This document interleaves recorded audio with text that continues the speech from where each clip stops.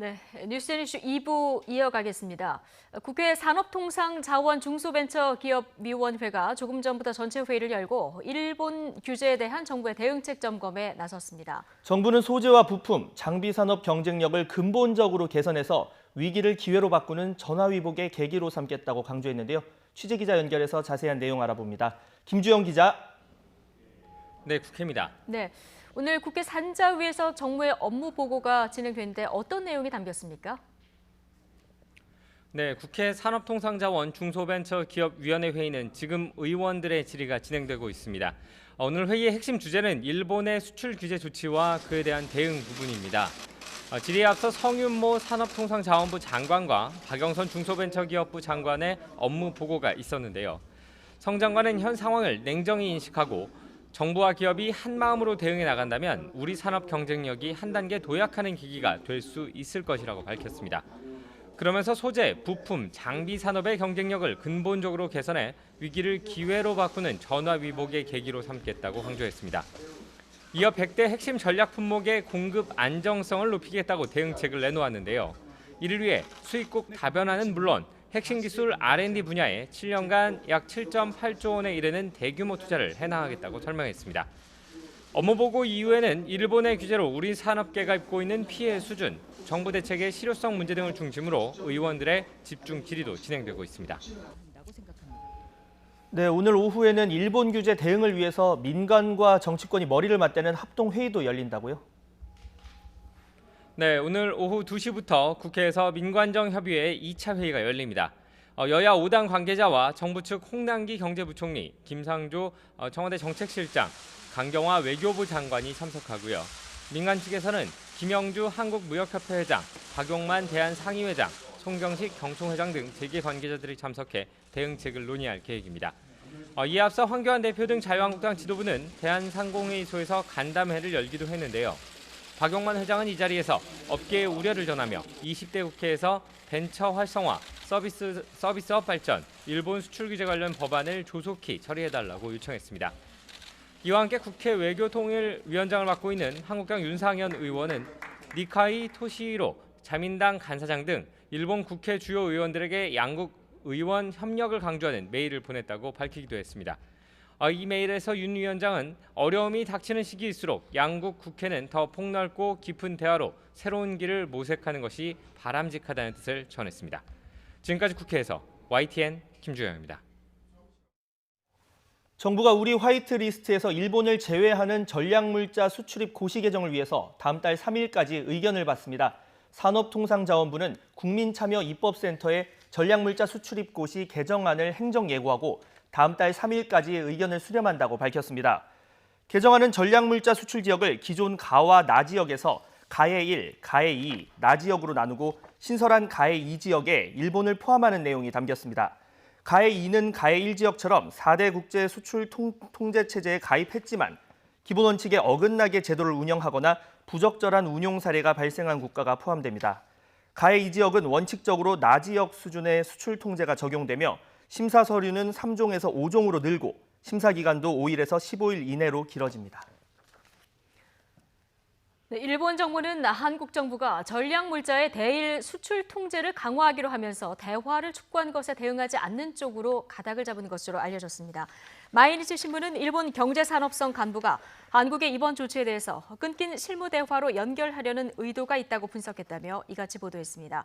마이니치는 일본 정부는 지난 7월에 무역당국자 간 실무 협의 당시 일본 측이 설명하는 자리라고 했지만 한국 측이 협의라고 주장한 것에 불신감을 느끼고 있다고 전했습니다. 혐한 왜곡 방송으로 질타를 받고 있는 일본 DHC 자회사 DHC 텔레비전이 공식 입장문을 내고 한국과 관련된 방송 내용에는 전혀 문제가 없다고 주장했습니다. DHC 텔레비전은 입장문에서 한국 언론이 프로그램 내용을 두고 혐한과 역사 왜곡이라는 등의 비판을 하고 있지만 한일 관계에 대한 자사의 설명은 사실에 근거한 것이고 정당한 비평이며 모두 언론 자유의 범위 내라고 생각한다고 적었습니다. 그러면서 한국 언론이 자사 프로그램 내용에 어디가 혐한인지 또 어디가 어떤 역사 왜곡인지를 구체적으로 지적해주면 좋겠다고 밝혔습니다. 청와대는 조국 법무부 장관 후보자 등 신임 장관급 후보자 7명에 대한 인사청문 요청안을 오늘 국회에 제출했습니다. 국회는 인사청문회법에 따라 20일 이내인 다음 달 2일까지 청문회를 마치고 청문 보고서를 보내야 합니다. 다음 달 2일까지 청문 보고서가 채택되지 않으면 대통령은 10일 이내의 기한을 정해 다시 송부 요청을 할 수 있으며 추석 연휴가 시작되는 다음 달 12일 이전에 장관 임명 절차가 모두 마무리될 것으로 보입니다. 네, 속초시 청초호 부근 대규모 아파트 공사 현장에서 공사용 승강기가 15층에서 추락했습니다. 이 사고로 3명이 숨지고 3명이 다쳤습니다. 현장에 나가 있는 취재기자 연결하겠습니다. 송세혁 기자.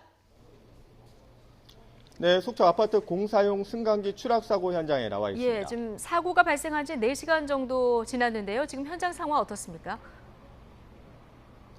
네, 지금 보이는 건물 뒤편이 사고 현장입니다. 건물 사이에는 철망으로 둘러싸인 승강기가 보이실 텐데요. 저 승강기와 같은 종류의 승강기가 추락한 겁니다. 지금은 경찰이 출입을 엄격히 통제한 채 현장 조사를 벌이고 있습니다. 조금 뒤부터는 국과수가 도착해 합동 현장 감식이 이루어질 예정입니다. 사고 직후 공사도 전면 중단됐습니다. 사고가 발생한 시각은 오전 8시 20분쯤인데요. 강원도 속초시 조양동에 있는 아파트 공사 현장 15층 정도에서 노동자 4명이 타고 있던 승강기가 추락했습니다. 사고 현장을 목격한 분으로부터 당시 현장 상황을 직접 들어보겠습니다. 비명 소리를 듣고 위를 쳐다봤죠. 쳐다보니까 위에서 이제 떨어지더라고요. 그 카가. 그걸 보고 제가 뛰었으니까 그 순간 한 30초 정도밖에 안 되죠. 그러면서 밑에 쿵 소리 듣고 쿵 소리가 났으니까. 이 사고로 승강기에 탑승했던 노동자 4명 가운데 38살 변모 씨 등 3명이 숨지고 23살 원모 씨가 크게 다쳤습니다. 또 그 아래에서 작업하던 우즈베키스탄 출신 외국인 노동자 2명도 다쳐 병원으로 이송됐습니다. 사상자들은 20대에서 40대 사이의 남성들입니다. 신고를 받고 출동한 소방당국은 30여 명의 구조 인력과 10여 대의 장비를 투입해 사고 발생 50여 분 만에 구조를 완료했습니다. 소방당국이 찍은 현장 사진 등을 보면 승강기 주변 구조물이 크게 무너져 있습니다. 사고가 난 공사 현장은 지상 31층, 지하 5층짜리 아파트 3개 동을 짓고 있었는데 올해 말 준공 예정인 것으로 알려졌습니다. 현재까지 소방당국은 사고 승강기가 아파트 공사 현장 외벽에 설치된 승강기 2기 가운데 하나로 15층 높이에서 추락한 것으로 보고 있습니다. 공사 현장 관계자도 공사용 승강기 4기 가운데 2기는 철거를 완료했는데 세 번째 승강기를 철거하던 중 사고가 났다고 말했습니다. 경찰은 공사장 현장 관계자 등을 상대로 공사용 승강기가 왜 추락했는지 기계적 결함 여부 등을 중점 조사할 계획입니다. 지금까지 속초 아파트 공사용 승강기 추락 사고 현장에서 YTN 송세혁입니다. 시위대의 점거로 이틀 동안 항공 대란을 겪은 홍콩공항의 항공편 운항이 오늘은 재개됐습니다. 하지만 오후에 또다시 공항에서 시위가 열릴 가능성이 있어서 여전히 긴장 상태인데요. 베이징 취재기자 연결합니다. 강성훈 기자. 네, 베이징입니다. 네, 오늘도 오전에는 일단 항공기 운항이 재개가 됐는데 아직은 좀 유동적인 상황이라고요? 그렇습니다. 밤새 경찰과 대치하던 시위 참가자들은 어제 밤늦게 대부분 자진 해산했거나 일부는 강제 해산이 되면서 오늘은 항공기 이착륙이 재개가 된 상태입니다. 공항 당국은 현재 항공기 이착륙 일정을 계속 조정을 하고 있는데 오늘도 출발과 도착 비행편이 각각 10여 편 정도씩은 취소가 이미 된 상태입니다. 더구나 어제처럼 오후 들어서 공항 점거 시위가 재개가 될 수 있어 홍콩 공항의 상황은 여전히 매우 유동적입니다.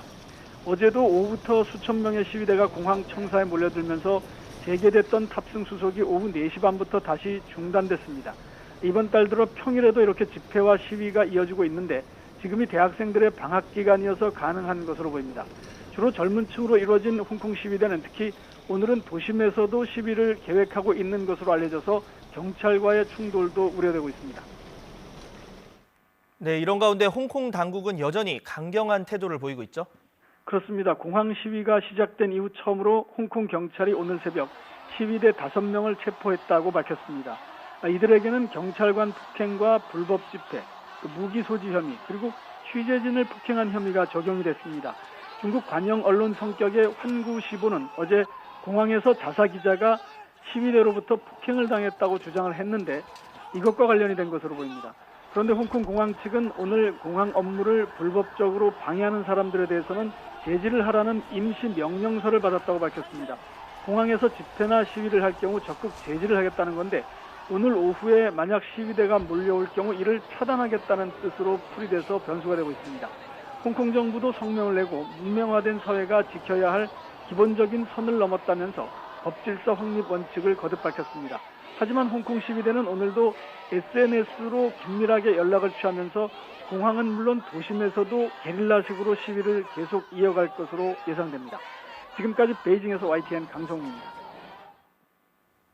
지난달 취업자 수가 30만 명 가까이 늘면서 18개월 만에 가장 많이 증가했습니다. 다만 실업자도 사상 최대를 기록해서 긍정과 부정적 요소가 함께 있는 양상을 보이고 있는데요.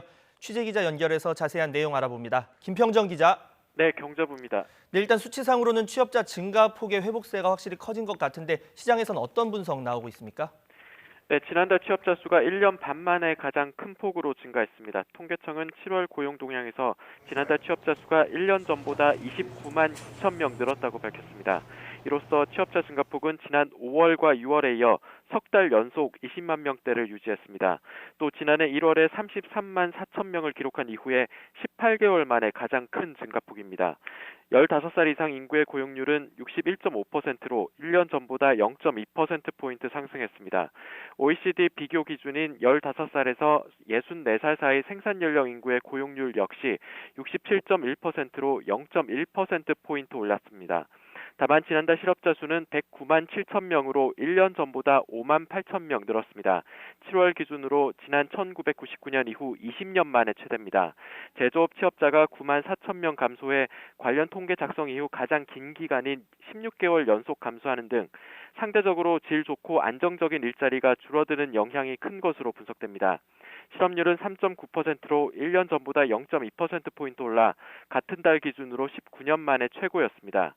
통계청은 실업자 증가폭이 특히 컸던 청년층과 60대 이상에서 고용률도 함께 올라간 것을 보면 이 연령대의 일자리가 다소 늘면서 동시에 구직 활동도 대폭 증가한 것으로 해석된다고 밝혔습니다. 지금까지 경제부에서 YTN 김평정입니다. 네, 매주 수요일 위안부 문제 해결을 위해서 옛 일본 대사관 앞에서 열렸던 수요 집회 오늘로 1,400회를 맞았습니다. 지난 1991년에 처음 시작해서 29년째 지금 계속되고 있는 겁니다. 특히 오늘 1,400회 수요 집회는 일본군 위안부 기림의 날과 겹쳐서 의미를 더하고 있는데요. 작지만 힘 있는 외침이 오늘은 각 지역 또 세계 곳곳에서도 울려 퍼집니다. 현장으로 가보겠습니다. 네, 지금 옛 일본 대사관 앞에서 열리고 있는 수요 집회 보고 계십니다. 1,400회째고요. 매주 수요일 열리는 정기 시위, 이제 김학순 할머니 이제 돌아가셨는데요. 1991년에 최초로 내가 위안부 피해자다. 자, 이런 사실을 공개 증언한 이후 현재까지 지금 이어지고 있는 이런 상황입니다. 이런 할머니들의 어떤 의지가 가장 큰 이렇게 27년 동안, 29년 동안 이어져 온 힘이고요. 지금 이 할머니들뿐만 아니라 피해자들과 함께하는 시민사회 연대, 이 힘도 지금 수요 집회가 이렇게 오랫동안 이어지는 배경이 된 것 같습니다. 네, 그래서 오늘 집회 같은 경우는 서울 등 국내 13개 도시 그리고 우리나라뿐만 아니라 또 호주, 뉴질랜드, 일본 등 9개국 21개 도시에서도 함께 진행이 됩니다. 위안부 기림일 7년째를 맞는 날이기도 해서 그 의미가 더욱 남다른 상황인데요. 자, 현장에서 아까 말씀드렸듯이 호주나 뉴질랜드 이런 현장을 연결해서 연대 발언을 듣는 순서까지 마련이 돼 있습니다. 예. 아까 말씀하신 것처럼 28년 전 오늘 고 김학순 할머니가 국내에선 최초로 기자회견을 통해서 이제 내가 위안부 피해자다 이런 사실을 증언을 했는데요. 이날을 기념하기 위해서 7년 전 위안부 기림일도 지정이 됐습니다. 예. 앞서 북한의 일제 강제동원 관련 단체도 오늘 집회 성공적 개최를 위해서 이 염원하는 연대사를 또 보내기도 했고요. 지금 여러 가지 그 연대사들이 낭독되는 상황입니다. 오늘 세계 연대 집회가 열리고 있기 때문에 호주라든가 뉴질랜드까지 현장 연결도 앞으로 또 진행이 될 예정이고요. 청소년들의 자유 발언도 아마 있을 예정입니다. 어제 한 6명 정도가 신청을 했다고 하는데 이 중에서 2명이 아마 발표를 할 것 같고요. 문화 공연 등 다양한 행사도 진행될 예정입니다. 저희가 관련 소식들은 들어오는 대로 자세히 또 전해드리도록 하겠습니다. 광복 74주년을 하루 앞두고 독립유공자 등 130여 명이 독도를 찾았습니다. 한일 갈등이 고조되면서 그 어느 해보다 의미가 남다른 광복절이죠. 독도 앞에서 만세 삼창까지 외치면서 일본의 도발에 단호히 대처하겠다는 의지를 다졌습니다. 독도 현지에서 김우준 기자가 보도합니다. 해물을 머금은 붉은 태양이 바위섬 뒤로 솟아오릅니다. 빛을 되찾았다는 의미의 광복이라는 말처럼 찬란한 햇빛이 독도를 감쌉니다. 독도, 우리 땅에서 가장 먼저 해가 떠오르는 곳입니다. 정말 이 벅찬 감격을 말할 수가 없습니다. 8월 15일 하루 앞두고 독도에서 일출을 봤다는 것은 이 역사의 현장 앞에서 정말 눈물 날 정도로 감격스럽습니다. 독립유공자 가족과 해경 관계자 130여 명이 74주년 광복절을 맞아 독도를 방문했습니다. 몸바쳐 이 땅을 지켜낸 독립유공자 후손들에게 독도가 갖는 의미는 남다를 수밖에 없습니다. 34년간 우리가 식민지 생활했을 때에 비하면은 우리 후손들이 독도만큼은 우리가 자주 찾아뵙고 이거를 또 물려줘야 되겠다는 마음이 듭니다. 애초 독도에 상륙할 계획이었지만 높아진 파도에 땅까지 밟지 못했습니다. 제 뒤로 보이는 것이 독도의 동도와 서도입니다. 손에 닿을 듯 가까워 보이지만 가판에서만 바라보며 아쉬움을 달랬습니다. 목소리라도 닿을까 힘차게 만세 삼창을 외치며 조국 영토 수호 의지를 다졌습니다. 대한민국 만세! 일제 지배를 벗어난 지 70년이 넘었지만 여전히 독도를 향한 야욕을 숨기지 않는 일본. 1년에 100여 척, 사나흘에 한 번꼴로 출현하는 일본 순시선에 24시간 긴장의 끈을 놓을 수 없습니다. 저희 독도에는 해경 전용 함정인 5,001함이 지키고 있고 그 외에도 3,000톤급이 배치돼 있어서 영해 12회를 중심으로 해서 24시간 감시 체제를 갖추고 있습니다.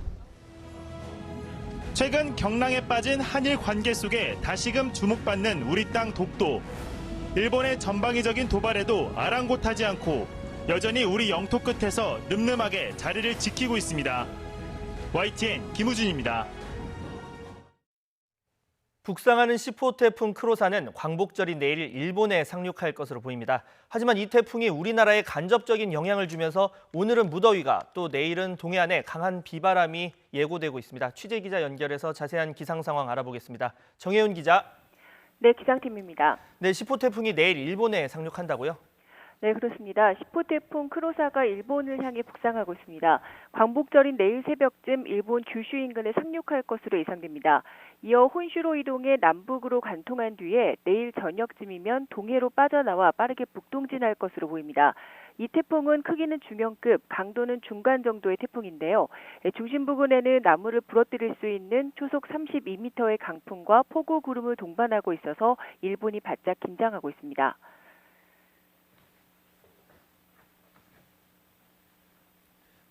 네, 이렇게 태풍이 다행히 우리나라를 비껴가지만 간접 영향으로 무더위에 의해서 강한 비바람까지 예고되고 있습니다. 당연히 대비가 필요하겠죠? 네, 맞습니다. 우선 태풍이 몰고 온 뜨거운 공기가 한반도로 유입되고 있습니다. 이 때문에 동해안을 제외한 전국에 폭염특보가 내려졌고 서울 등 내륙은 대부분 폭염경보 상황입니다. 오늘도 강원도 홍천 기온이 37도까지 오르겠고 서울 36도, 대전 35도, 광주와 대구 34도 등으로 찜통더위가 이어질 것으로 보입니다. 하지만 내일은 태풍의 간접 영향권에 들어서 전국에 비가 내리겠고 무더위도 주춤하겠습니다. 다만 태풍 중심과 가까운 울릉도 독도와 영남 해안 그리고 영동 지방은 태풍의 직접 영향권에 들 것으로 보입니다. 부산과 울산 등 영남 해안 지방과 울릉도 독도 또 동해와 남해상에는 태풍 예비특보가 내려졌습니다. 이 지역에는 초속 20에서 30m의 강풍과 함께 최고 250mm의 호우가 쏟아질 것으로 보여서 피해가 우려됩니다. 기상청은 동해안과 울릉도 독도에는 시간당 최고 50mm의 폭우가 내리면서 산사태나 저지대 침수 등 비 피해가 발생할 수 있다면서 철저한 대비를 당부했습니다. 지금까지 YTN 정혜윤입니다. 세월호 참사 관련 보고를 조작한 혐의로 재판에 넘겨진 김기춘 전 대통령 비서실장에 대해서 1심이 유죄를 인정했습니다.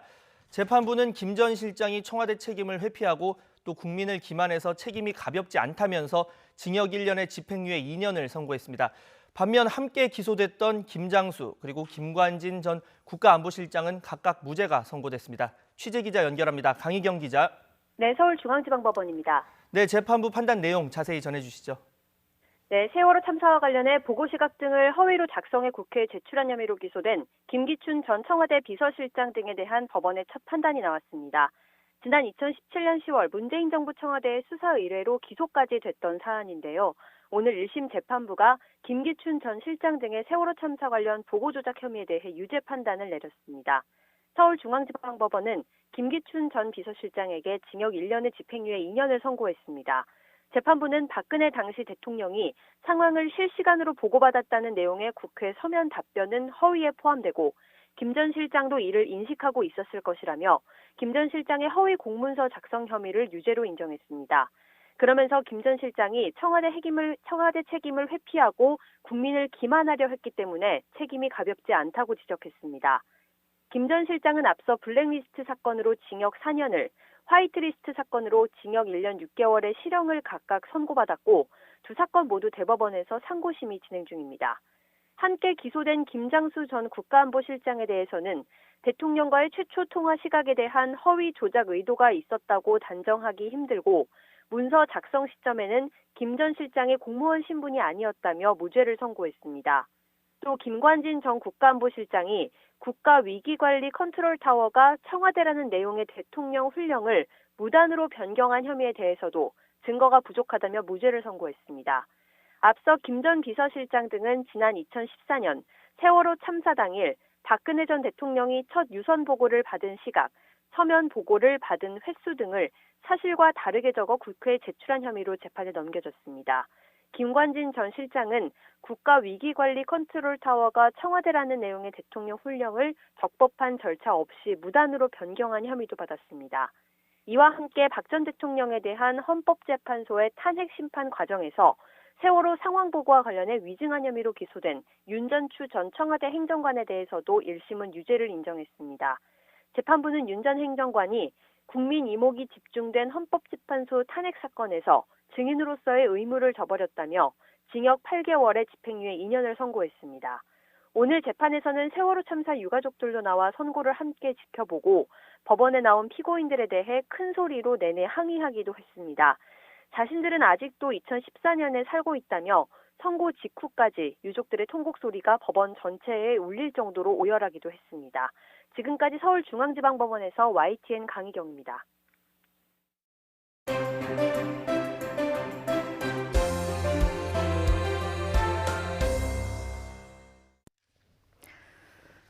네, 계속해서 일본 극우 일각에서 한국에 대한 망언이 끊이지 않고 있습니다. 이렇다 보니까 양국 간의 갈등의 골은 더 깊어질 수밖에 없는 상황인데요. 내일 문재인 대통령의 광복절 경축사 메시지에 그 어느 때보다 관심이 집중되고 있습니다. 최진봉 성공회대 교수 그리고 이종근 시사평론가 두 분과 이야기 나눠보겠습니다. 어서 오십시오. 안녕하세요. 예. 지금 1400회째 수요 집회도 열리고 있고요. 오늘 오전에는 또 일본군 위안부 피해자 기림의 날 행사도 저희가 다 생중계로 또 잠시 보여드렸는데요. 이런 상황에서 일본은 역사 반성이 없는 상황에 경제 도발은 이어가고 있습니다. 내일 대통령이 어떤 메시지를 밝힐지가 굉장히 주목되는 상황이에요. 그렇습니다. 아무래도 이제 우리 대통령 입장에서는 광복절이라는 의미도 있지 않습니까? 그런 점으로 본다고 하면 일본의 잘못된 행동에 대한 부분을 분명히 말씀하실 겁니다. 예. 그리고 지금도 반성하지 않고 있고 또 지속적으로 도발을 하고 있는 일본 우익이나 아베 정권에 대한 비판적 목소리를 분명히 낼 거라고 저는 생각합니다. 그래서 도입부에서는 광복절의 의미 그리고 광복절이 있기까지 우리가 여러 가지 노력했던 부분들 또 국가 유공자들에 대한 감사의 말씀 이런 말씀 하실 거고요. 아베가 지금 하는 행동 자체는 잘못된 행동이고 네. 경제와 정치를 묶어서 우리를 이렇게 공격하는 것도 잘못된 행동이라고 말씀하실 겁니다. 다만 후반부에 가서는 제 개인적인 생각은 그럼에도 불구하고 아베가 대화의 자리로 나와야 된다. 이 문제는 이런 식으로 대결 양상으로 가거나 감정적 대응을 해서는 안 되는 것이고 아베나 우리나 서로에게 손해만 나는 그런 대립이기 때문에 예. 제가 볼 때는 아베가 자리로 나와서 대화의 자리로 나와서 협의하고 논의할 수 있는 그런 예. 장을 만들어야 되고 책임 있는 국제사회 일원으로서 역할을 하기 위해서라도 이 문제를 전 세계의 어떤 평균적이고 기본적인 어떤 절차나 아니면 기준에 맞게 해결하는 쪽으로 가는 게 맞다라고 하는 말씀을 하지 않을까 이렇게 예상이 되고 조금 있습니다. 냉정한 그런 대응. 톤의 예. 어떤 대응의 메시지가 나올 맞습니다. 것이다 얘기를 해주셨는데 올해가 특히 3.1운동하고 임시정부 수립 100주년이잖아요. 네. 그렇다 보니까 뭐 여러 가지 메시지가 나오겠습니다만 북한에 대해서 어떤 메시지가 나올지도 좀 관심 있게 지켜봐야 될 것 같습니다. 네, 그렇습니다. 사실 그 어떤 정부든 경축사가 굉장히 중요한 의미를 담는 게 네.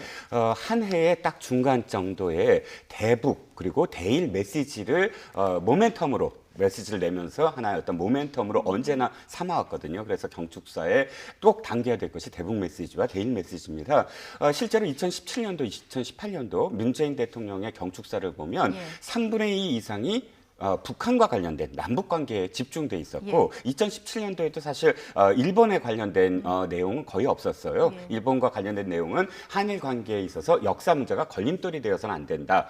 일본 지도부의 용기 있는 자세가 필요하다 정도였고 2018년에도 아베 정부와 긴밀히 협조하겠다 이런 정도의 어떤 메시지가 올해는 담겼거든요. 좀 기준이 달라지겠죠. 그래서 이제 올해는 지금 교수님 말씀하신 대로 상황이 달라졌으니까 일본과 관련해서는 아마 모멘텀 있는 어떤 내용이 있을 것이다. 근데 그럼에도 불구하고 사실은 지금 2017년도, 2018년도의 예로 비춰봤을 때 대북 정책의 아주 중요한 포인트를 설명하는 자리를 경축사로 삼았거든요. 예를 들자면 작년에도 평화경제, 이번에 평화경제 말씀을 하셨지만 이미 경축사의 평화경제라는 말씀을 처음으로 하시면서 굉장히 그 의미에 대해서 깊게 설명을 했습니다. 지금 대일 관계 못지않게 사실 대북 관계도 기대한 것에는 좀 못 미치지 않습니까? 그렇기 때문에 분명히 이 대북 관계에 있어서 하나의 어떤 지금 모멘텀을 또 제시를 해야만 한다라는 그런 숙제를 좀 안고 있어요. 그래서 제 예상에는 일본 메시지가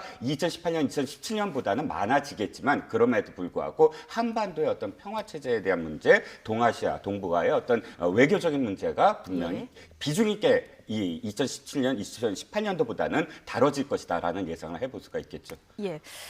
내일 YTN의 이 광복절 기념식 생중계해드릴 예정이고요. 대통령 기념사도 끝나자마자 바로 분석을 해드릴 예정입니다. 어제 청와대에서 독립유공자와 그 후손 오찬이 있었는데요. 이 자리에서 문 대통령 역사를 성찰하며 남에게 휘둘리지 않는 나라를 강조했는데요. 이 발언 잠시 듣고 오시겠습니다. 3.1 독립운동과 임시정부 수립 100주년에 맞는 광복절이기에 더욱 각별하게 우리에게 다가옵니다.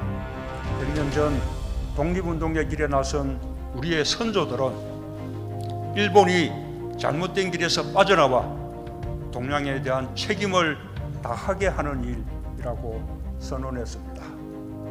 아주 준엄하면서도 품위 있는 자세였다고 생각합니다. 우리에게 역사를 성찰하는 힘이 있는 한 오늘의 어려움은 우리가 남에게 휘둘리지 않는 나라로 발전해가는 디딤돌이 될 것이라고 확신합니다. 네, 휘둘리지 않는 나라. 지금 동북아 정세를 감안했을 때 가장 마음에 와닿는 대목인 것 같아요. 그렇습니다. 우리가 우리 자체적으로 힘을 키워야 된다는 의미와도 저는 맞닿아 있다고 보여지는데요. 사실 경제 문제만 해도 그렇습니다. 우리가 일본에 너무 의존적인 그런 경제의 어떤 구조를 갖고 있었고요. 이번 기회에 이 문제를 좀 바로잡겠다고 하는 게 대통령 의지라고 저는 보여집니다. 일본이 이렇게 우리에게 도발할 수 있었던 것도 우리가 그만큼 소재나 기계 부품에 있어서 일본에 대한 의존도가 높기 때문에 이런 일이 일어나는 거 아니겠어요? 그럼 우리 자체적으로 이 부분을 좀 강화시킬 필요가 있다. 그리고 휘둘리지 않는다는 나라라고 하는 것도 우리가 역사에 대한 올바른 인식을 통해서 이 열강들의 중심에 있는 우리나라 입장에서는 다른 나라에 휘둘리지 않고 우리 국민과 우리 국가에 대한 이익을 실현할 수 있는 그런 나라를 만들겠다는 의미라고 저는 생각을 합니다. 여러 가지 이견도 있고 여러 가지 논란도 있을 수 있지만 우리가 주도권을 잡고서 우리가 하고자 하는 어떤 목표를 제대로 세우고 가면 그 부분에서 충분히 우리는 여러 열강들의 어떤 입김으로부터도 독립적인 어떤 힘을 발휘할 수 있는 능력을 갖출 수 있다고 보여지고요. 특히 이제 이번 일을 계기로 해서 일본에 대한 경제 의존도뿐만 아니라 여러 가지 우리의 경제 체질도 바꿔야 된다는 생각이 들어요. 그리고 수입 다변화도 분명히 고려해 봐야 되는 문제가 된다고 생각이 들고요. 우리 지금 그 대기업들 같은 경우도 일본에 대한 의존도를 좀 낮추기 위해서 우리나라 중소기업과 협력하고 협업하는 방법들을 찾고 있는 것으로 알려지고 있고, 우리 정부가 그런 부분에서 경제적으로 지원도 하고 이런 방법을 통해서 자생적인 능력을 키울 수 있도록 하는 그런 쪽으로 가겠다고 하는 게 대통령의 큰 뜻이다. 저는 그런 차원에서 본다고 하면 우리의 어떤 내성이랄까요? 아니면 외부의 어떤 공격이나 외부의 어떤 타격으로부터 우리가 스스로 방어해낼 수 있고 자생적으로 설 수 있는 능력을 키운다는 점에서는 의미 있는 발언이다, 이런 생각이 듭니다. 전체적으로 보면 대통령의 메시지 일본 부분과 관련해서는 조금 톤 다운돼 가고 있는 이런 상황인데요. 문재인 대통령이 이렇게 톤 다운을 하는 사이에 일본의 아베 총리 여전히 마이웨이 행보를 하고 있습니다. 전범인 외조부와 부친의 묘소를 찾아서 다시금 개헌 의지를 강조했는데요. 관련 영상 보고 오겠습니다. 기시 전 총리는 지금 아베 총리처럼 1950년대 말 전쟁 가능한 국가를 만들기 위한 개헌을 추진하다가 결국 실패한 인물입니다. 国会において憲法の議論をいよいよ本格的に進めていくべき時を迎えているということを報告いたしました。 일부 야당에서 개헌 논의에 나설 수 있다는 입장을 보이면서 한국에 대한 경제 보복이 일본 여론의 높은 지지를 받는 점도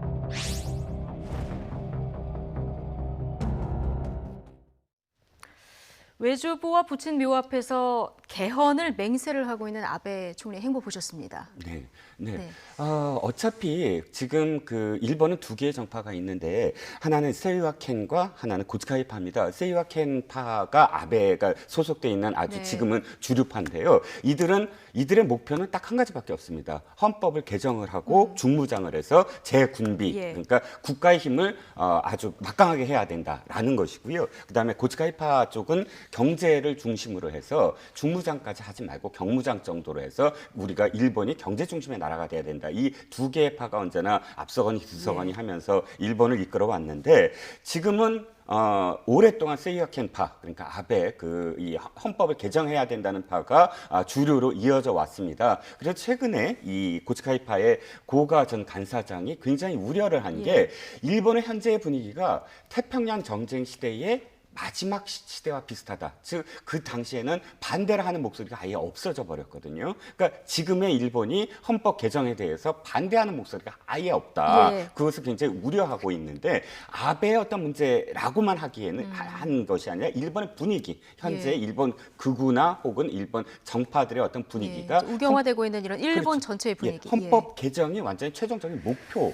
라고 할 수가 있고요. 아베는 자신의 임기를 연장해서 그때까지는 분명히 헌법 개정을 이루겠다라는 확실한 어떤 목표를 세우고 있다라고 우리가 볼 수가 있겠죠. 네, 지금 전쟁 가능국이 되고 싶은 그 아베의 야망이 노골화되고 있는 분위기를 지금 얘기를 해주셨는데 내일 아베 총리가 야스쿠니 신사를 참배할지 이 부분도 좀 관심 있게 저희가 지켜봐야 될 것 같습니다. 그렇습니다. 2013년 하고 그 뒤에는 안 했거든요. 왜냐하면 이게 국제사회가 엄청나게 비난을 하고 있고 우리뿐만 아니라 중국, 필리핀 이렇게 전쟁, 일본으로부터 침략을 당했던 나라들은 이게 A급 전범들이 거기에 안치돼 있는 곳이잖아요. 그러면 전쟁을 일으키고 전 세계에 아픔을 줬던 사람들에 대해서 가서 인사를 하고 거기에 대해서 절을 한다고 하는 것은 도저히 받아들일 수 없다는 게 국제사회의 기본적인 어떤 가치입니다. 그런 차원에서 본다고 하면 이번에 아베가 과연 2013년 하고 그 뒤에 안 했는데 또 할 가능성 저는 이제 개인적으로 좀 낮다고 봅니다. 물론 그럴 가능성이 전혀 없다고 볼 수는 없죠. 대신 공물은 계속 바쳐왔어요. 다양한 방법으로. 그런 차원에서 본다고 하면 올해도 아마 공물을 바치는 선에서 마무리하지 않을까 하는 생각은 듭니다. 또는 뭐 밑에 있는 내각 대신들이 갈 가능성도 있어요. 지난번에도 내각 대신들이 가가지고 또 논란이 됐었는데 본인이 만약 직접 또 참배를 갔을 때는 이게 이제 그 국제사회에서 우리나라의 갈등도 문제지만 국제사회 전체의 비난을 받을 가능성이 있어서 아베가 그런 무리수를 들 가능성은 저는 개인적으로 좀 낮다고 보는데 물론 아까도 말씀드렸지만 가능성이 전혀 제로다고 볼 수는 없습니다만 그러나 공물을 바치는 것까지 분명히 할 거다. 왜냐하면 그건 계속 해왔고 우익들도 사실은 직접 가라고 계속 압박을 하고 있는 상황이에요. 그런 상황이기 때문에 아베 입장에서는 본인을 지지하는 지지층 극우 세력들은 참배하라고 지금 압박을 가하고 있어서 공물을 바치는 선에서 아마 이렇게 좀 조정을 하지 않을까 그런 생각이 듭니다. 내일 좀 지켜보도록 하고요. 일본 내 이런 분위기 때문에 그럴까요? 지금 일본의 돈 없는 망언들이 좀 어디까지 이어질지 굉장히 주목이 되는 상황인데 DHC TV 어제도 이제 한국 조롱 발언을 이어갔는데요. 네. 그 원래 모체가 이제 화장품 회사잖아요. 네. DHC 코리아는 어제 이제 뭐 사과 입장을 냈습니다만 오늘 본사는 이게 이런 막말들이 사실에 근거한 거다. 정당한 비평이다 이런 얘기를 또 내놨습니다. 네, 자 DHC 방송이라는 이 지금 채널의 예. 실체를 좀 우리가 알아야 될 것 같아요. 마치 지상파 방송이라든지 최소한 무슨 뭐 우리 종합방송 채널 정도로 생각하고 계실지 모르지만 그렇지 않습니다. 유튜브입니다. 예. 구독자가 46만 정도이고요. 유튜브로 된 이유는 딱 한 가지입니다. 위성방송 채널이었어요 처음에. 예. 그런데 워낙에 출범부터 극우 혐한 발언 또 혐중 중국에 대한 혐오 또 한국에 대한 혐오 마지막으로는 여성 혐오.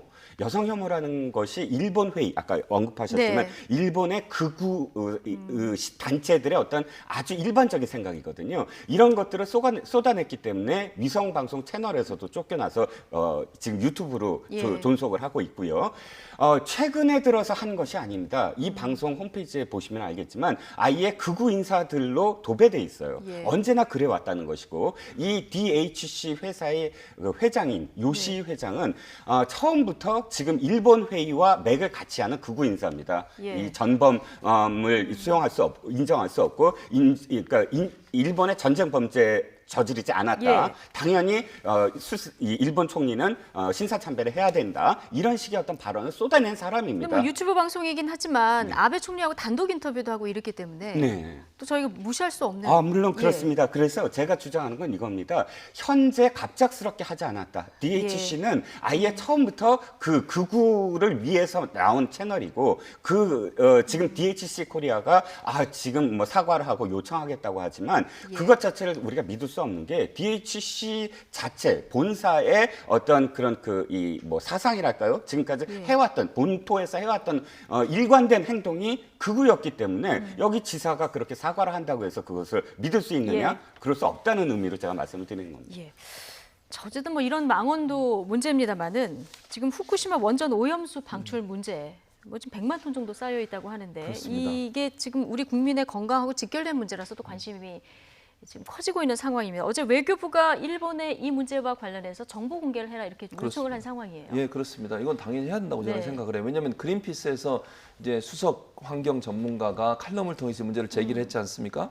110만 톤 정도의 오염수를 갖고 있는데 이걸 100만 톤 정도를 지금 태평양에 흘려보내는 방안을 고민하고 있다. 이렇게 얘기가 나오고 있는 상황이에요. 바다에 보내는 게 이 처리하는 데 가장 싸기 때문에 그렇다는 거예요. 지금 일본이 바로 고려하고 그 있다는 말입니다. 겁니까? 그러니까 여러 가지 방법들이 있는데 뭐 예를 들면 더 탱크를 더 많이 지어가지고 거기에 더 많이 쌓는 부분, 계속 갖고 있는 부분, 아니면 이걸 재처리하려면 여러 가지 경비가 들어가지 않겠어요? 그런데 바다에 흘러보내면 돈을 적게 들고서 문제를 해결할 수 있다고 생각해서 그런 선택을 하는데 이거는 일본이 책임 있는 국제사회 일원으로 태도로 볼 수가 없는 거잖아요. 그러면 태평양 해류를 통해서 태평양 연안에 있는 나라들에게 직접적인 영향을 미칩니다. 그 중에 하나가 우리나라고요.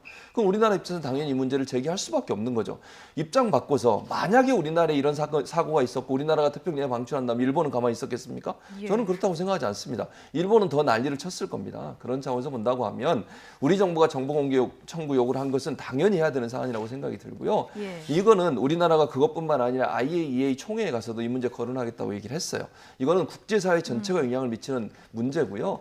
정말 이거는 그 국제사회 이론으로서 태도라고 도저히 볼 수 없는 그런 모습이기 때문에 이 문제는 강하게 언급해야 되고 왜냐하면 아베 총리 입장에서는 이번 올림픽을 계기로 해서 후쿠시마가 안전한 지대라고 하는 것을 전 세계에 알리려는 지금 의도를 갖고서 여러 가지 행사들을 하고 있잖아요. 후쿠시마 지역에서 여러 가지 아이들 대상으로 해서 스포츠 지금 대회도 하고 있고요. 그리고 올림픽의 식재료로 들어가는 그 여러 가지 재료들을 후쿠시마산을 쓰겠다고도 얘기했어요. 그 말은 결국 안전한 후쿠시마라고 하는 부분을 국제사회에 공인받고 싶은 그런 욕심 때문에 그렇다고 저는 보는데 지금 그런데 실제적으로 과학적으로 그러면 이게 안전하냐? 아니라고 하는 여러 가지 객관적 증거들이 나오고 있는 상황이어서 우리 정부는 이게 물론 한일 간의 관계도 문제지만 우리 국민의 안전과 직접적인 연관이 있는 것이고요. 또 전 세계 국민들의 안전과 연관이 있기 때문에 이 문제를 적극적으로 개진해서 일본에 대한 압박 카드로도 쓰고 또 우리 국민에게 미칠 수 있는 부정적인 영향을 막을 수 있는 차단 효과도 함께 만들어내는 것이 당연히 해야 될 일이라고 생각을 합니다. 올림픽 뭐 세계인의 축제니까 아무 일 없이 이제 제대로 잘 치러져야 되겠습니다만은 지금 이 방사능 문제는 우리나라만 주목하는 게 아니라 전 세계가 지금 주목하고 있는 부분이거든요. 네, 그렇습니다. 교수님 말씀하셨듯이 지금 올림픽을 여는 목적이 딱 가장 큰 목적이 한 가지예요. 그러니까 일본이 자랑해왔던 세계 최고 수준의 안전한 국가, 이런 것이 이번에 그 쓰나미 후쿠시마 원전 사고로 무너졌거든요. 그런 자존심을 회복하고 국민들의 열망을 한데 모아서 나아가서 헌법 개정까지 가겠다, 정치적으로 연결하겠다라는 것이 이제 아베 정권의 지금 목표이거든요. 그렇기 때문에 일부러라도, 사실 도쿄 올림픽이지만 일부러라도 후쿠시마에서 가까운 곳에 야구라든지 소프트볼이라든지 그런 데 개최한다고 합니다. 근데 선수들 여기서 운동하면은 숨도 쉬어야 되고 그렇잖아요. 네, 그렇습니다. 그것을 사실 입증하기 위해서 지금 최근에 세계 어린이 야구 대회라고 해서 지금 14개국의 그 선수, 어린이 12세 이하의 어린이 선수들을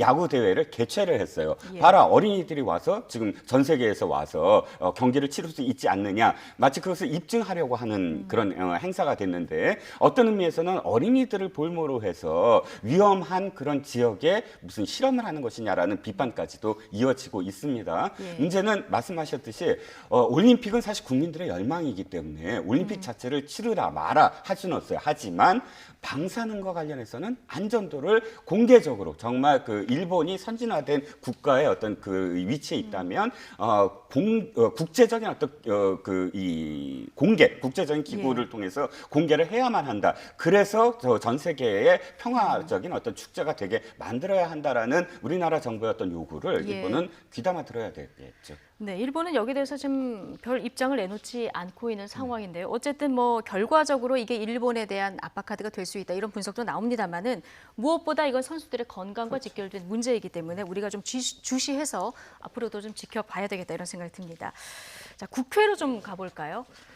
5.18을 폭동이라고 규정해서 파문을 일으켰었던 자유한국당 이종명 의원, 이번에 국회에서 광복절 세미나를 열었는데요. 여기서 또 논란이 될 만한 주장들이 쏟아져 나왔습니다. 차현주 앵커가 전해드립니다.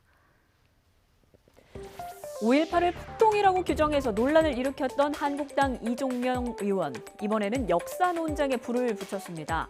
광복절 관련 토론회를 주최했는데 아슬아슬 위태로운 발언이 쏟아졌습니다.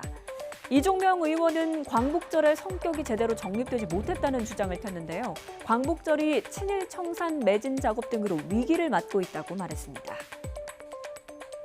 친일 청산, 또 자칫 과거사 청산에만 매진하는 과거 지향적인 행사로 이렇게 전락될 수 있는 위기에 있는 것 같기도 합니다. 나아가서 해묵은 건국절 논쟁도 이어졌습니다. 토론 참석자들은 건국 100주년 주장은 역사적 사기라면서 건국일을 대한민국 정부 수립일인 1948년으로 바꿔야 한다.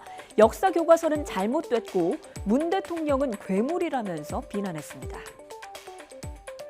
그냥 만세 해가지고 이제 살았다 하지만 길거리에 그냥 방목한 이 짐승들이 누구 주인도 없이 길거리에 들판에 막 돌아다니는 그런 상태였는데, 이 해방은 우리 능력으로 한 것이 아니라 연합국이 만들어 준 거 아닙니까? 그 삐뚤어진 역사학자들의 강의를 들은 장본인들이 80년대에 주사파들이고 문재인이라는 하나의 정치적인 괴물을 탄생시킵니다. 최근 한국당에서 잇단 발언 논란이 있었죠. 한국당 정미경 최고위원은 이틀 전 한일 관계 악화가 문재인 정부의 자작극으로 보인다는 발언을 해서 여당은 물론이고 야당 내에서도 과도한 정치 공세는 자제하자는 반응이 나오기도 했습니다. 마지막으로 들어보시죠. 자작극처럼 보인다는 이 원로의 말씀이 의미심장하게 느껴집니다.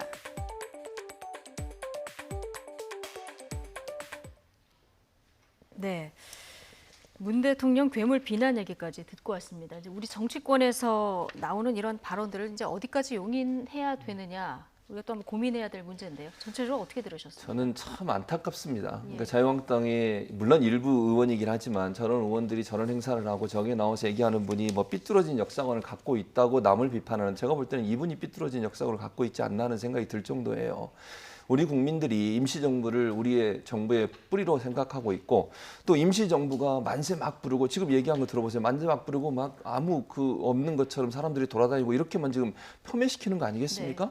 그러면 우리 국가를 위해서 목숨 바쳤던 순국 선열들 상위 임시정부에서 정말 가족 다 어쩔 수 없이 버리고 이렇게 와가지고 목숨 걸고 띄우고 안중근 의사처럼 자기 목숨을 던져서까지도 사람들에게 우리나라의 독립을 위해서 노력했던 사람들 그분들의 노력은 다 뭐가 되는 겁니까 대체?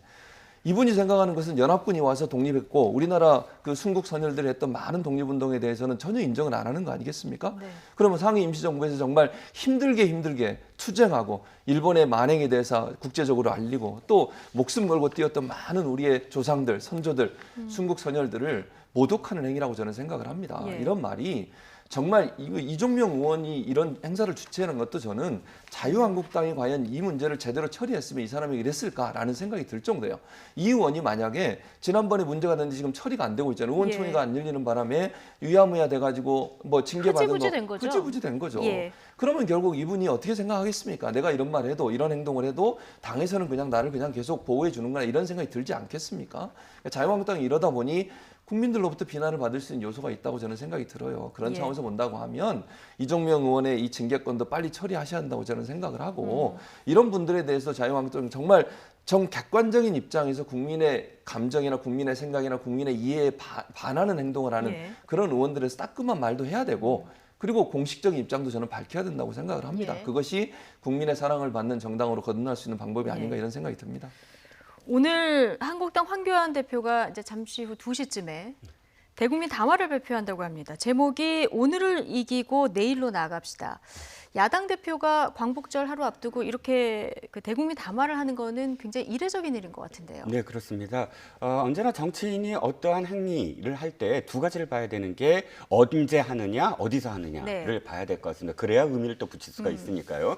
어디서 하느냐부터 말씀을 드리면 국회 로텐더홀에 둥그런 그 홀이 있는데 거기에 이승만 초대 대통령 동상이 있거든요. 이승만 초대 대통령을 배경으로 해서 기자회견을 한다고 하고요. 그다음에 언제 하느냐? 바로 광복절 전날입니다. 근데 광복절 날 만약에 하게 되면 대통령의 경축사라는 거 아까도 말씀드렸지만 대통령의 그 워딩 중에 첫 손에 꼽힐 만큼 중요한 그런 행사거든요.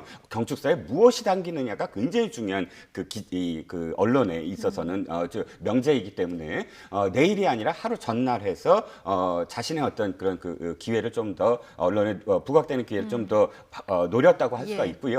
이승만 대통령을 배경으로 했다. 그리고 내일로 나아가자라는 건 사실상 건국절 논란을 다시 한번 또 이끌어내는 것으로 보여요. 어떤 의미에서는 현 정부가 건국 100주년을 굉장히 2017년 8월 8일로 경축사에서도 논했는데 그것이 좀 축소된 느낌이 없지 않습니다. 왜냐하면 작년에 북한에 대해서 건국 100주년을 함께 행사를 치자라고 공식적으로 제안했는데 북한에서는 일축해버렸거든요. 북한은 3.1절과 그 다음에 임시정부를 절대 인정하지 않습니다. 부르주아들의 책동이다라고 비판을 하고 그 이후에 기념사업은 무너졌고 그 이후 건국 100주년의 어떤 그런 뭐랄까요 전체적인 어떤 그 이 행사는 좀 축소가 됐는데 여기에 상대적으로 한국당에서는 건국 100주년이 아니라 건국 70주년이다라는 걸 좀 부각을 하면서 1948년 8월 15일을 기점으로 한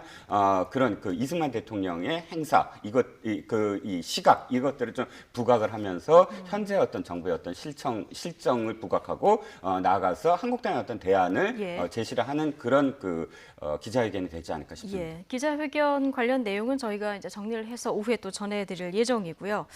자, 오늘 청와대가 인사청문 요청안을 국회에 제출을 했습니다. 가장 관심을 갖는 인물은 아무래도 조국 법무부 장관 후보자인데요. 이 얘기 잠시 해보겠습니다. 이 인사청문회 준비에 야당이 벼르고 있는 부분이 여러 가지가 있는데요. 황교안 대표 특히 이제 산호맹 관련 이력을 지금 집중해서 공격을 하고 있는데요. 말을 아끼던 조국 법무부 장관 후보자 오늘 아침에 이와 관련해서 짧게 입장을 밝혔습니다. 잠시 듣고 오시겠습니다.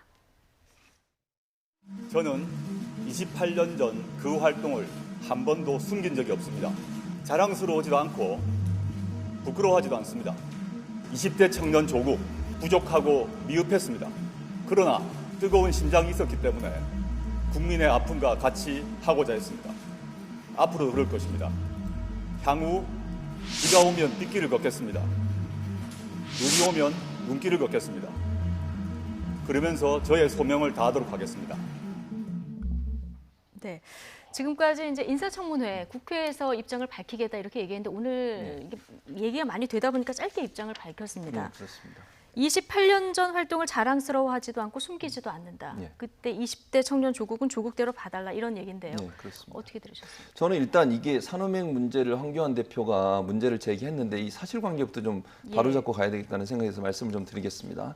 조국 전 수석 후보자가 가입했던 것은 산호맹이 아니고요.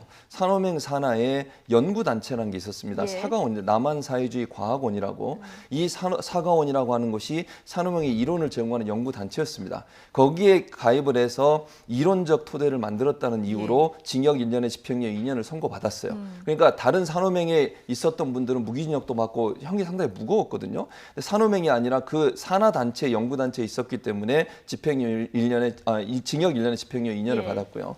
그리고 산호맹에 대해서 2심 재판부가 뭐라고 얘기했냐면 산호맹은 반국가단체다 이렇게 명확하게 얘기했고요. 아까 말씀드린 사회주의 과학원은 이적단체라고 해서 반국가단체보다 한 단계 낮은 단체로 규정을 했습니다. 이것도 2심 재판부에 나와 있는 거고요. 또 하나 1999년도에 사면 복권 받았습니다. 그리고 2008년도 이명박 정부 때 산호맹 활동을 했던 박노해, 백태웅 씨 같은 경우에 국무총리 산하 민주화운동 관련자 명예회복보상심의위원회에서 민주화운동 관련자로 인정을 받았습니다. 그러면 그 아까 말씀드린 사과원, 사회주의 과학원보다 더 소위 이제 반국가 단체로 그 당시에 얘기했던 산호맹에 일했던 분들도 민주주의 운동 관련자로 이명박 정부 때 인정을 받았어요. 그런 상황이라고 하면 이 문제를 가지고 조국 후보자를 공격하는 것은 저는 바람직하지 않다고 봅니다. 바람직하지 않는 거를 넘어서요. 이게 한국당 입장에서 생각해 봤을 때 조국 수석을 향해서 여러 가지 지금 야당에서 공격 포인트가 있는데 여기에 이 문제 집중하는 게 좀 전략적으로 맞습니까? 자, 조국 전 수석이 교수 시절에 이명박 대통령이 이철성 그 경찰청장 후보자를 내정했을 때 이렇게 얘기합니다. 음주운전을 한 사람이다. 그런데 음주운전을 단속할 사람을 어떻게 그 기관장의 장으로 임명할 수가 있느냐. 똑같이 한국당은 어떤 생각을 갖고 있냐면 이겁니다. 법무부 장관이잖아요. 다른 것도 아니고. 자, 그러면 당시에 이 법이 지금도 존속하느냐? 지금도 존속합니다. 교수님 말씀에 약간 제가 좀 제 생각을 말씀드리면 산호맹이 아니다라고 표현했는데 그거는 조금 저는 반대하고요. 아닌 게 아니라 산호맹 산하단체였다는 것이죠. 산호맹이 아닌 건 아니고 왜냐하면 같은 사건, 산호맹 사건으로 돌아왔기 때문에 그래서 산호맹과 관련해서 어떠한 생각을 갖고 그 당시에 임했느냐 그 불법적인 것에 대해서 자신의 생각을 이야기하라라는 건 법무부 장관 임명됐기 때문에 그렇게 문제 제기를 한다는 것입니다. 청문회 때 이제 관련 질문이 쏟아질 테고요. 그때 또 어떤 자세한 얘기를 하는지 들어보면 될 것 같고요. 무소속 박지우 의원은 왜 이제 무소속이니까요. 어제 이어서 오늘도 황교안 대표의 이 조국 후보자 공격에 모종의 의도가 있다. 이런 식의 인터뷰를 지금 하고 있는데 어제는 김학의 전 법무부 장관 소환했고요. 오늘은 부산 LCT 문제를 또 언급을 했거든요. 그렇습니다. 어떤 얘기입니까? 그러니까 박지원 의원은 이렇게 생각하는 거죠. LTC 허가 받을 당시에도 LCT 허가 받을 당시에도 법무부 장관이 황교안 법무부 장관이었어요. 근데 이제 의혹을 제기하는 거죠. 그 법무부 장관을 있으면서 이상한 허가가 많이 있었다. 그 중에 하나가 지금 부산의 LCT 관련된 문제다. 이 얘기를 하는 걸 보면 조국 법무부 장관이 만약 임명이 된다고 하면 이 문제를 또 조사하거나 이럴 수 있는 가능성이 있는데 그걸 막으려고 하는 거 아니겠느냐라고 지금 의혹을 제기하고 있어서 이 문제는 뭐 박지원 의원의 주장이시니까 이게 사실관계는 제가 잘 모르겠어요. 그러나 박지원 의원은 이제 그렇게 주장을 하는 거죠. 어찌 보면 황교안 대표 입장에서는 본인이 법무부 장관에 있으면서 허가했던 부분에 대해서 문제가 될까 봐 미리 조국 지금 후보자에 대해서 반대를 하는 거다. 이렇게 주장을 하고 있습니다. 지금 장관급 후보자가 7명, 인사청문회를 거쳐야 하는 후보자가 이제 7명인데 너무 조국 그 법무부 장관 후보자에게만 이목이 집중되는 거 아닌가 이런 생각도 드네요. 자, 오늘 두 분 이야기는 여기까지만 듣겠습니다. 최진봉 성공회대 교수, 이종근 시사평론가와 함께했습니다. 고맙습니다.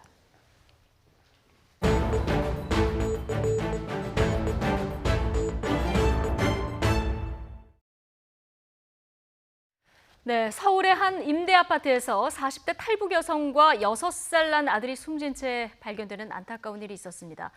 굶어서 숨진 것으로 알려지면서 큰 충격을 주고 있는데요. 주변에서 단 한 명이라도 이 모자의 사정을 알았더라면 비극을 막을 수 있었던 만큼 안타까움을 더하고 있습니다. 취재 기자 연결해 보죠. 차유정 기자. 네, 차유부입니다. 네, 먼저 이 모자 어쩌다가 이 지경에 처하게 된 겁니까?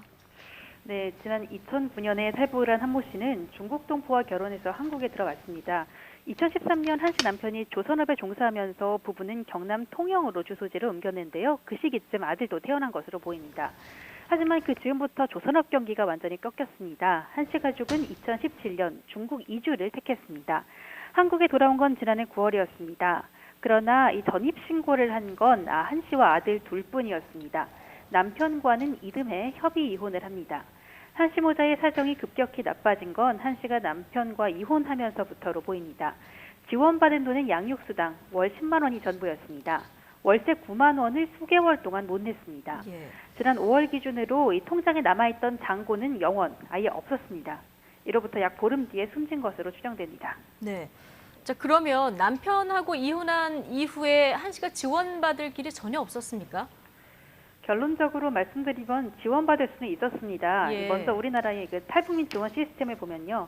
탈북민들은 하나원에 머물면서 12주 동안 사회 적응 교육을 받고 취직이나 주민등록, 임대주택 알선, 정착 지원금 등을 받습니다. 예. 최소한 뒤에는 5년 동안 체계적인 지원을 받는데요. 이 최저 생계비와 의료비 지원을 받고 취업 지원과 등록금 지원 등 교육 지원도 받고 경찰의 신변보호 담당관들이 이제 신변 안전도 상담해 줍니다. 예. 집중 지원을 받는 기간이 이제 5년까지긴 한데요. 이외에도 방법이 없는 것 아닙니다. 보호 대상자의 의사와 신변보호 지속 필요성에 따라서 보호 기간을 연장할 수도 있습니다.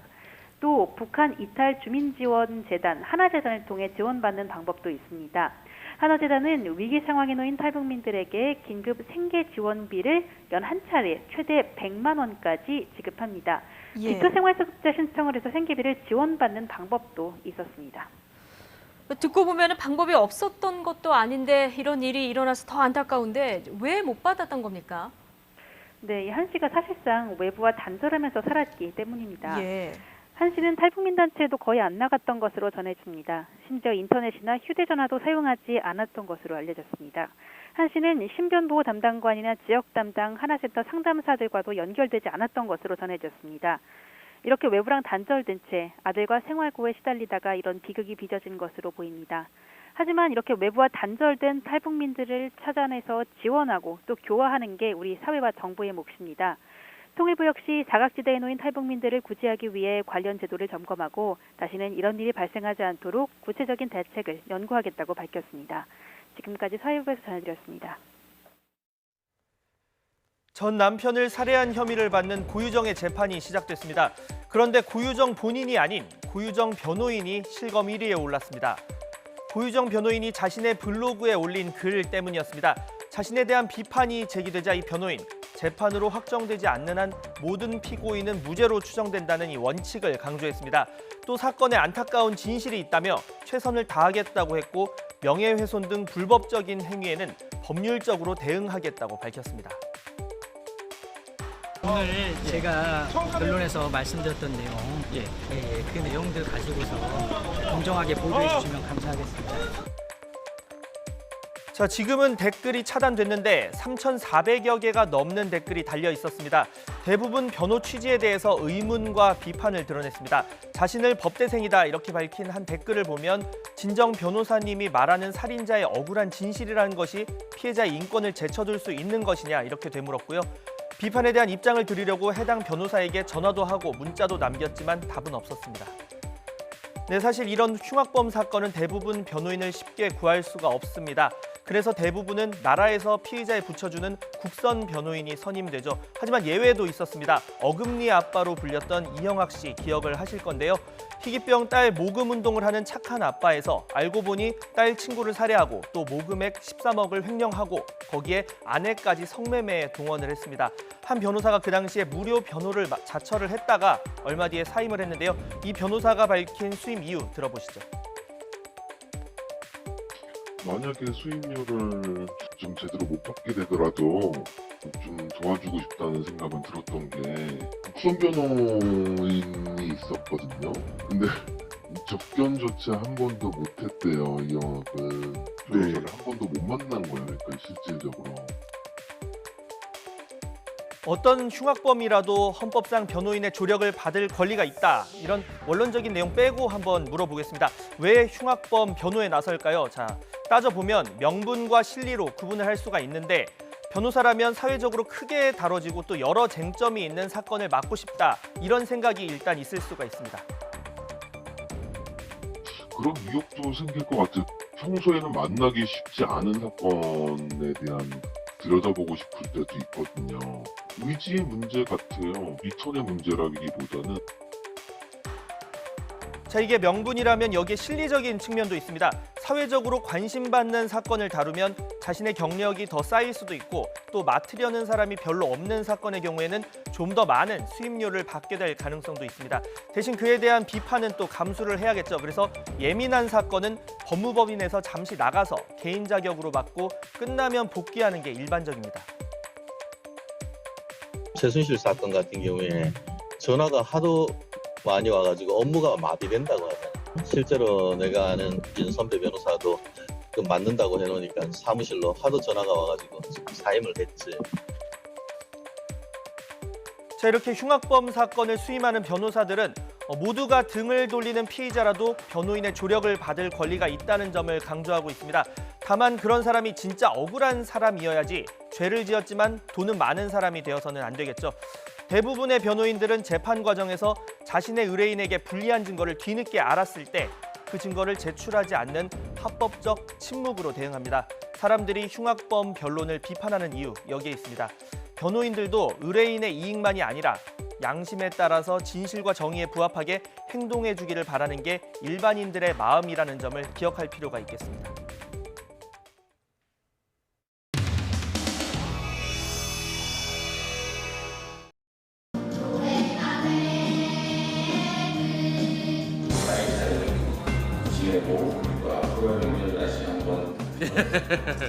잘 지내셨죠? 예. 홍지아 선생께 대한민국은 어떤 느낌입니까? Je suis tellement honoré de recevoir la médaille destinée à mon père, qui, j'en suis sûr, partagera cet honneur avec moi, lui qui est là-haut dans le ciel. Je suis fier d'avoir le sang de mon père et du sang coréen. Mon père est resté profondément patriote tout au long de sa vie. Il a toujours apporté son soutien à son pays, même avec des moyens modestes. Il a ressenti un véritable calvaire, non seulement pendant l'occupation japonaise, mais aussi lors de la division du pays. Mon père était un très grand patriote, dans le corps, dans le sang et dans l'âme, imprégné de la culture et de la tradition coréenne, qu'il voulait transmettre à ses enfants avec rigueur et sévérité. Tout au long de sa vie en France, mon père espérait rentrer en Corée, et c'est pour cela qu'il ne nous a pas appris le coréen, que nous aurions dû parler dès le retour en Corée.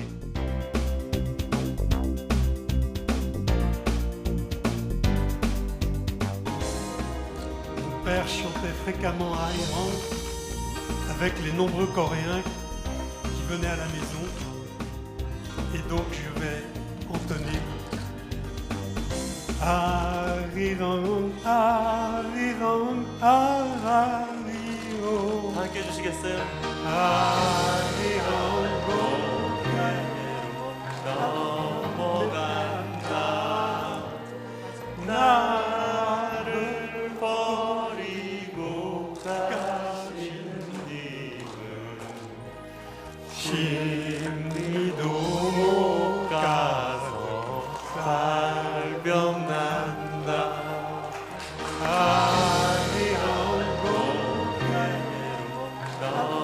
넘어간다. 고맙습니다.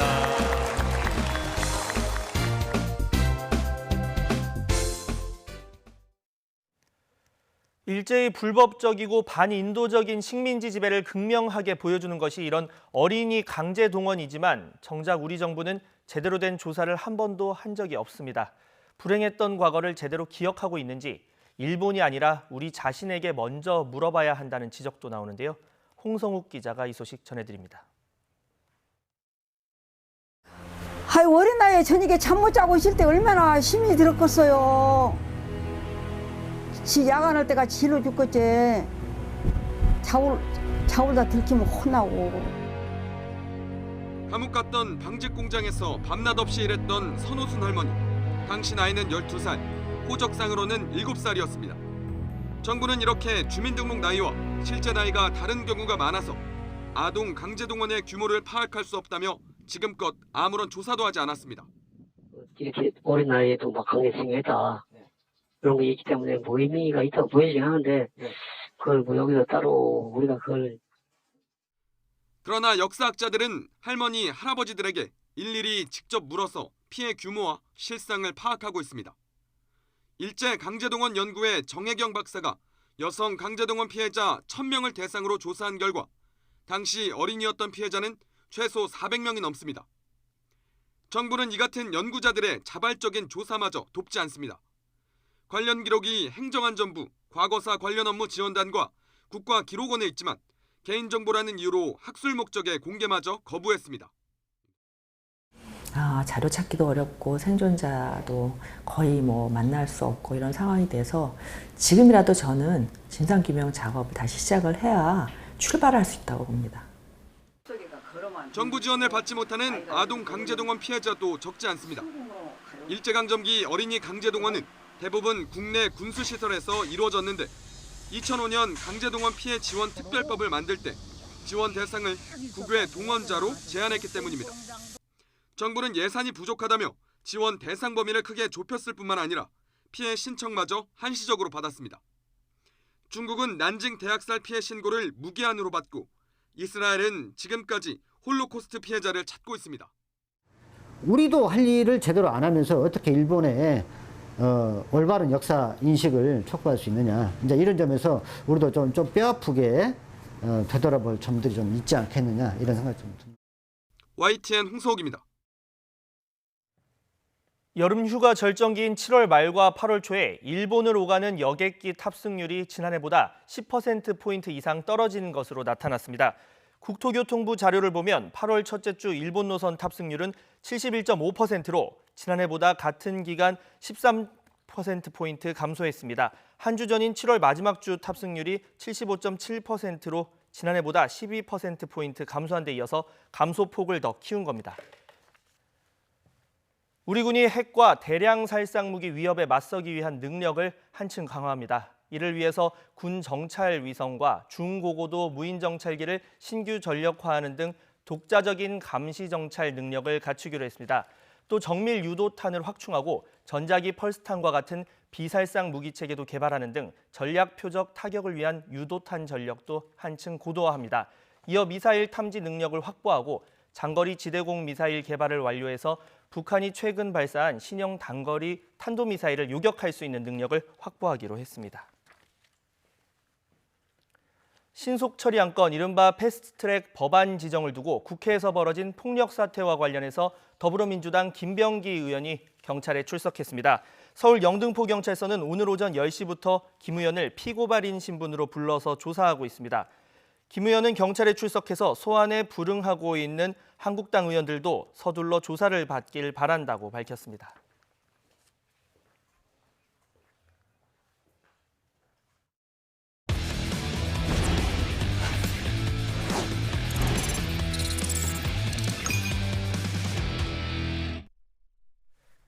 스포츠 소식 알아보는 시간입니다. 양시창 기자와 함께합니다. 안녕하세요. 네, 안녕하십니까.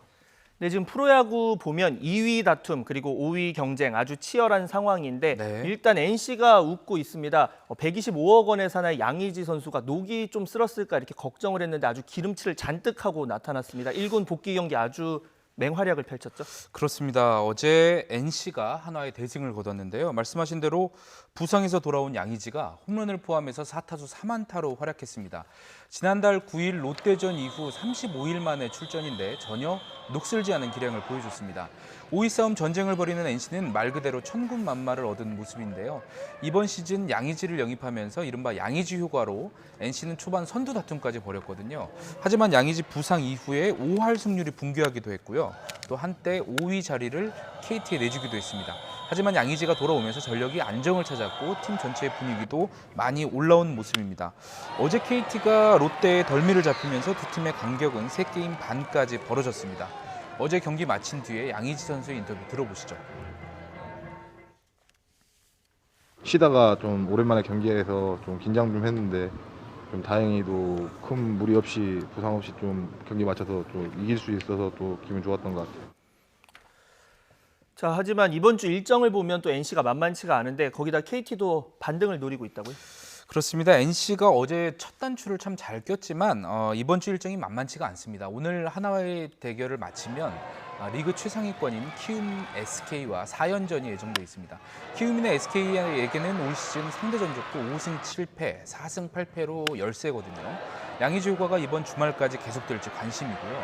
반면 KT는 어제 롯데 통안에 역전패를 당했는데요. NC와의 간격이 3.5게임 차까지 벌어진 것은 지난달 12일 이후 한 달여 만입니다. 이번 주에 하위권 팀들과의 연전이 있어서 잘하면 5위 자리를 되찾겠다 이런 전망도 있었는데 어제 경기 결과는 다소 아쉬웠습니다. 하지만 오늘 롯데에 서력해서 분위기를 되살린다면 상황은 어떻게 바뀔지 또 모르죠. 다음 상대는 올 시즌 7승 4패로 강한 삼성이고요. 연이어 역시 8승 4패로 강했던 기아를 만납니다. 그런 면에서 오늘 경기에서 승리해서 분위기를 바꿔야 다소 불리해진 5강 가능성을 다시 높일 수 있습니다. 네, 시즌 한 4분의 1 정도가 남았는데 양 기자는 어느 팀이 5강에 들 것으로 예상을 하십니까? 네, 어려운 질문이지만 여러 상황을 고려했을 때 NC가 상당히 유리한 위치에 있는 것은 사실입니다. NC가 현재 36경기를 남겨두고 있고 KT는 33경기가 남았거든요. 현재 3게임 반 차이는 결코 작은 숫자가 아닙니다.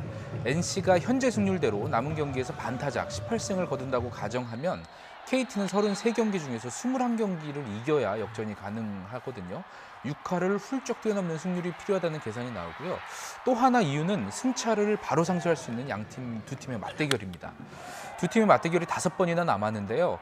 언뜻 추격하는 KT에게 좀 더 기회가 있는 것 아닌가 이런 시각도 있겠지만 올 시즌 두 팀의 상대 전적은 NC가 7승 4패로 앞서 있습니다. 맞대결이 많이 남았다는 건 그만큼 NC에 더 유리하다고 볼 수 있는 부분이죠. 또 우천 경기 취소 배정을 제외한다면 두 팀은 공교롭게도 시즌 마지막 2연전에서 다시 만나게 돼 있습니다. 그때 두 팀의 간격이 2경기 차 이하라면 시즌 끝까지 가봐야 플레이오프 막차 탑승팀을 알 수 있게 됩니다. 네, 만약 그렇게 된다면 진정한 끝장 승부가 될 것 같은데 네네. 자, 지금 아까 앞서 말씀드렸지만 2위 싸움, 플레이오프에 직행할 수 있는 2위 싸움도 참 치열합니다. 두산이 다시 2위 자리를 되찾았다고요? 그렇습니다. 지난달 17일 이후 한 달여 만에 2위 탈환이었습니다. 키움이 최근 10경기에서 4승 6패로 주춤한 사이에 두산은 6승 4패로 선전했습니다. 하지만 두 팀의 승차는 없고요. 따라서 경기를 치를 때마다 순위가 엎치락뒤치락할 가능성이 있습니다. 두 팀 다 한국 시리즈 우승에 도전하는 팀이기 때문에 말씀하신 대로 2위냐 3위냐 하는 점이 굉장히 중요하죠. 현재 SK 전력이 굉장히 강하기 때문에 플레이오프에서 최대한 힘을 빼지 않고 정상에 도전하는 게 필요합니다. 두 팀의 맞대결은 2차례가 남았거든요. 근데 올 시즌 상대 전적도 7승 7패로 후각지세입니다. 전문가들은 선발진은 두산이 또 중간계 투지는 키움이 조금 더 우세하다고 보고 있습니다. 두 팀의 희비를 가를 변수가 그래서 타격이라고 보고 있는데요. 두산은 타격이 예년 같지 않습니다. 페르난데스가 선전하고 있지만 김재환이나 오재일 같은 거포가 예년보다 부진한 것이 지금 두산의 고민이거든요. 반면 키움은 비교적 상하위 타선의 균형이 좋습니다. 이정후와 김하성이 고비마다 역할을 해주고 있고 박병호와 센즈도 중심 타자로서 손색이 없습니다. 여기 안방마님, 이지영과 박동원이 수비는 물론 타격에서도 한 방씩 때려주고 있거든요. 이 때문에 키움이 조금 더 전력에서 우세하지 않느냐 이런 전망이 우세합니다. 이 두 팀은 막판 주요 선수의 부상이나 슬럼프 이런 부분도 순위 결정에 변수가 될 전망입니다. 네, 감독 관계자 입장에서는 순위 싸움이 마음이 타겠지만 또 지켜보는 팬들 입장에서는 네, 이만큼 그렇습니다. 재밌는 게 없는 것 같습니다. 네, 오늘 소식은 여기까지 듣겠습니다. 지금까지 양시창 기자였습니다. 수고하셨습니다.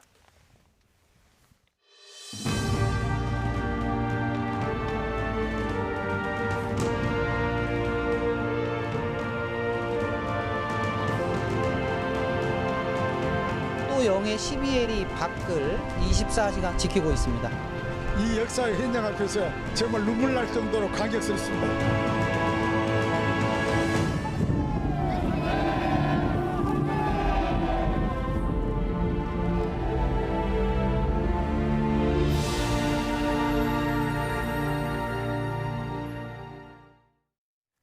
홍남기 부총리 겸 기획재정부 장관은 올 하반기 중 공공임대주택 건설 5조 1천억 원, 도로 5조 9천억 원, 철도 5조 2천억 원 등 모두 16조 5천억 원 규모의 사회 간접 자본 사업을 신속히 집행하겠다고 밝혔습니다. 홍 부총리는 오늘 정부 서울청사에서 주재한 경제활력 대책회의 모두 발언에서 이같이 밝히고 아울러 3,600억 원 규모의 스마트 건설기술 연구개발 등을 추진해서 2025년까지 건설 산업의 생산성과 안전성을 50% 높이겠다고 말했습니다. 인천의 장애아동 전담 어린이집에서 학대 정황이 발견돼서 경찰이 수사에 나섰습니다. 인천 부평경찰서는 이 어린이집에서 아동 학대가 있었다는 신고를 받아 수사를 벌이고 있습니다. 사건을 신고한 인천시 장애인권 권익 옹호기관은 어린이집 내부 CCTV에서 보육교사가 아동의 뺨을 때리는 모습 등이 확인됐다고 밝혔습니다. 또 억지로 입에 음식을 집어넣고 손으로 막거나 얼굴을 밀치는 모습도 파악됐다고 주장했습니다. 지난달 한국영화 관객이 7월 기준으로 11년 만에 최저치를 기록했습니다. 영화진흥위원회가 발표한 7월 한국영화산업 결산 보고서를 보면 지난달 한국영화 관객은 334만 명에 그쳤습니다. 7월 기준으로 2008년 이후 최저치이며 지난해 같은 달보다는 38%에 해당하는 205만 명이 줄어든 수치입니다. 그룹 방탄소년단이 지난달에 이어서 두 번째로 미국 빌보드 메인 앨범 차트인 빌보드 200에 앨범 3장을 동시에 진입시켰습니다. 현지 시각으로 어제 미국 빌보드가 발표한 최신 차트에서 방탄소년단의 맵 오브 더 소울 페르소나는 빌보드 200 110위를 차지해서 17주 연속으로 진입했습니다. 테너 플라시도 도밍고의 성희롱 의혹이 제기되자 세계 주요 공연단체들은 도밍고의 출연이 예정된 공연을 취소하거나 진상조사에 나섰습니다. LA 오페라는 변호인을 고용해서 도밍고와 관련한 의혹을 조사할 것이라고 밝혔습니다. 도밍고는 2003년부터 이 오페라의 총감독을 맡아왔습니다. 샌프란시스코 오페라와 필라델피아 오케스트라는 각각 9월과 10월로 예정된 도밍고의 콘서트를 취소했다고 밝혔습니다.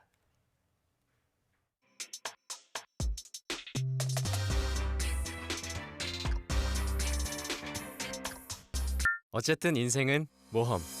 모험에는 좋은 보험이 필요합니다. 당신의 모험의 봄바람, 삼성화재.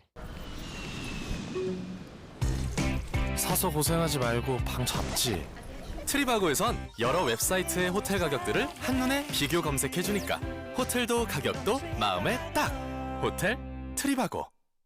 바쁜 아침 챙겨주고 싶은데 엄마의 욕심이겠죠? 욕심 내셔야죠. 비콤씨로 한 끼의 부족함을 채우니까 한 끼의 완성. 비콤씨. 신용을 지키지 않는 사람들로 빛을 잃어가는 우리의 사회. 고려 신용정보가 밝히겠습니다.